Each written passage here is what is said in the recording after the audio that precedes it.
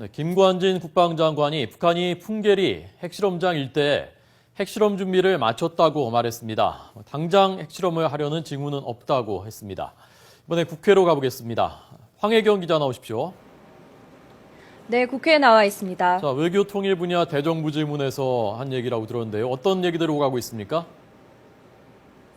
네, 현재 정홍원 국무총리와 국무위원들이 참석한 가운데 외교 통일 안보 분야 대정부 질의가 이어지고 있는데요.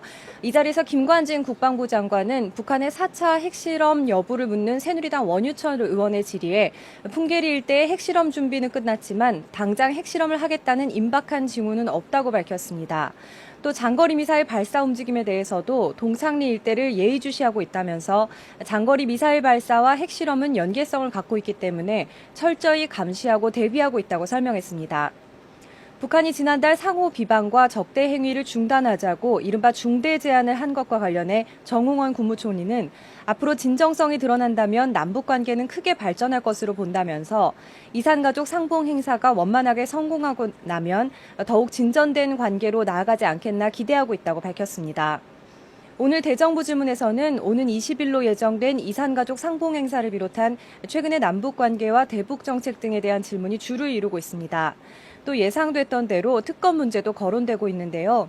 민주당은 국가기관 대선 개입 의혹이 국민 여론을 분열시키고 있는 만큼 특검을 도입해 진실을 규명하자고 주장했고, 새누리당은 민주당이 재판 결과가 마음에 안 든다고 특검 카드를 들고 나와 정치 공세를 벌이고 있다고 비판했습니다. 이에 대해 정홍원 국무총리는 아직 재판 중인 사안에 대해 특검을 도입하자는 건 사법부를 존중하지 않는 것으로 보인다면서 법원의 판결을 존중하는 것도 민주주의를 위해 중요하다는 점을 인식해달라고 당부했습니다. 네. 자, 오늘 여야도 이 특검 문제를 놓고 공방 벌였다면서요. 네, 그렇습니다. 먼저 새누리당은 특검 도입 주장이 사법부의 정치적 중립성을 훼손하고 사법당국의 사기를 저하시킨다며 민주당과 안철수 의원 측을 강력하게 비판했습니다. 황우여 대표는 오늘 최고위원회의에서 특검은 쇄신과 새정치에 걸맞지도 않을 뿐만 아니라 민주당과 안철수 의원 측이 지방선거를 앞두고 정부를 압박하기 위한 야권연대 노림수를 펴고 있다는 비판이 있다면서 야권은 사법부 흔들기를 포기하고 민생국회의 성공을 위해 협조하라고 촉구했습니다.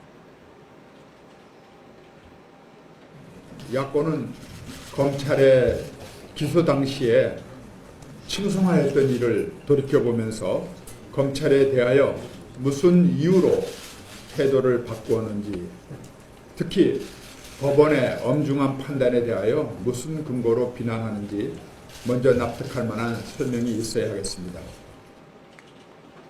반면 민주당은 대다수 국민이 무죄 판결을 납득하지 못하고 있다며 특검 당위성을 주장했습니다.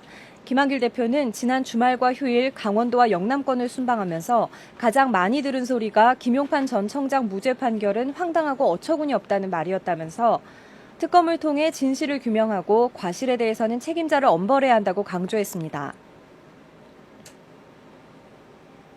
대다수의 국민들이 김용판 전 서울경찰청장에 대한 무죄를 결코 납득할 수 없다는 것이고, 또 특검으로 대선 관련 의혹 사건에 대한 진실 규명이 있어야 한다는 것입니다. 이와 관련해 민주당은 오전에 의원총회도 열었는데요. 특검을 반드시 관철시키기 위한 강도 높은 투쟁을 주문하는 목소리가 컸고, 그동안 지도부가 특검 도입에 너무 미진했던 것 아니냐는 비판도 나왔습니다. 지금까지 국회에서 YTN 황희경입니다.